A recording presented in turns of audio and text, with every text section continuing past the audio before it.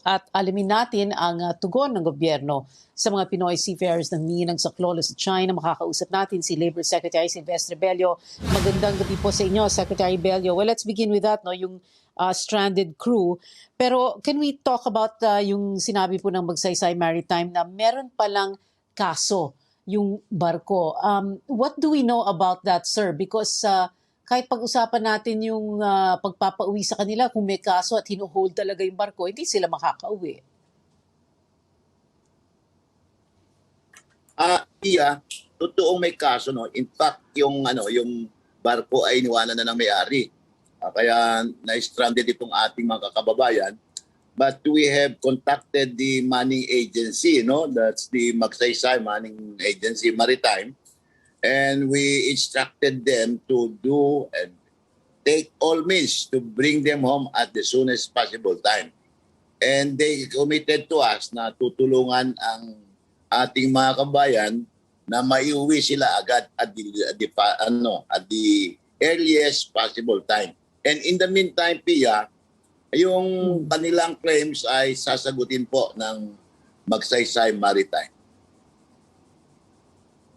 When you say at the earliest possible time, and yet ang sabi po ng Magsaysay kanina, hindi makakauwi ng basta-basta dahil nga may kaso, dahil baka kailangan pang maging testigo pa or pumunta sa korte itong mga crew, Secretary. And, you know, I'm just curious, ano po ba yung nature ng kaso na yan?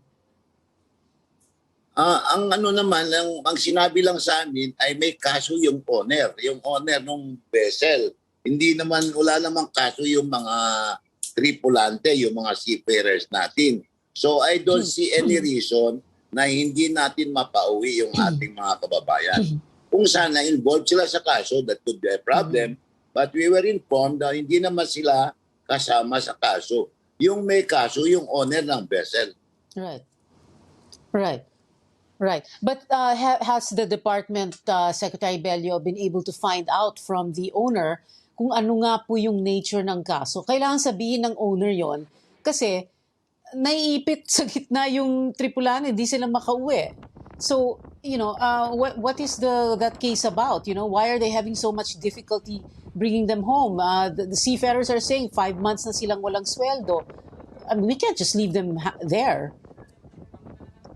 Yung tungkol sa unpaid salaries nila, Pia, I don't think it will be a problem, no? Because Magsaysay Maritime committed that they will pay yung unpaid wages nila. And in the meantime, habang natetenga sila doon, they are also underpay pa rin, babayaran pa rin yung stay nila dyan.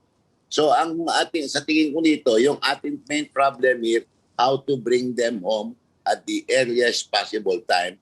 And we have instructed Magsaysay Maritime to do all possible physical, legal, and other means to bring our countrymen home at the soonest possible time. Secretary, they've been there for more than a year and a half. Bakit ba hindi talaga nagawa ng paraan early on? In the first few months that this was happening. It's not like we did not know that they were there. Last year pa ito. Ginawa na nga ni Tristan Odalo ng story. Naalala ko pa yan. Last year pa yan. Matagal na silang humihingi ng tulong. You know, we have a labor attaché in Beijing, in China. Hindi po ba? Wala kaming That's the problem. That's the problem. We don't have an office in China. We do not have any polo in China, in Beijing, in Xiamen or in Shanghai. No part.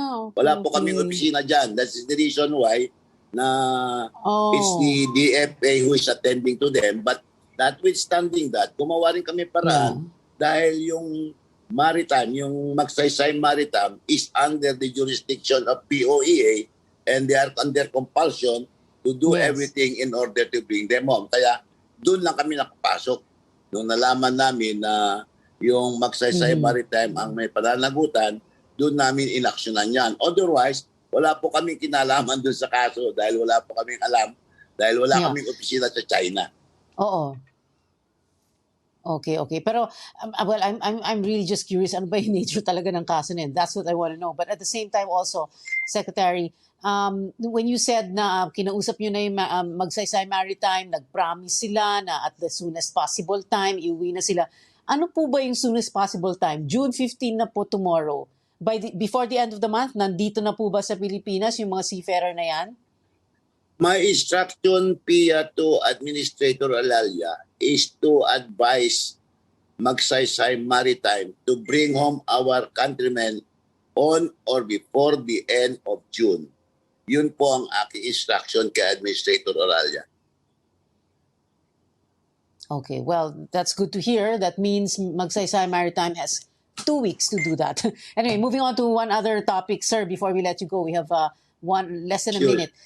There is an appeal no na yung gobyerno daw i-consider yung deployment cap sa medical workers. What are we doing about this, sir? Actually, Pia, that matter has been the subject of a discussion by a technical working group. This technical working group is composed of the Department of Health, the Department of Labor, the Philippine National Nurses Association. At kasama rin namin dyan ang Professional Regulation Commission. Kasi sila ang nakakalam kung ilan talaga ang ating mga nurses and healthcare workers. And the reason why this group, this technical working group is meeting is because we want to find out if we can afford to increase the deployment cap. Dahil maraming nananawagan sa ating mga nurses at healthcare workers na kung maaari ay i-lift yung deployment cap. Ngayon, kami naman, very sensitive sa kanilang pangangailangan, we form this technical working group and find out if there is any possible means of increasing the deployment cap without depriving our country of our own healthcare workers. Yun ang kinakatakutan natin kasi Pia, no? Na baka naman sa kakapadala natin, kadideploy natin ng mga nurses natin, bigla tayong nawalan. And yun ang no less that the Philippine Nurses Association agreed na may konting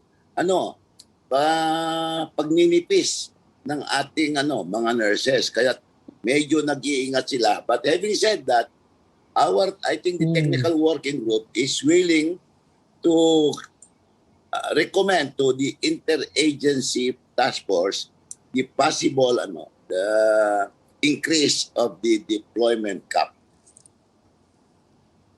Well, of course, Secretary, we hope na ma-resolve yun kaagad dahil 4+ million Pinoys jobless in April.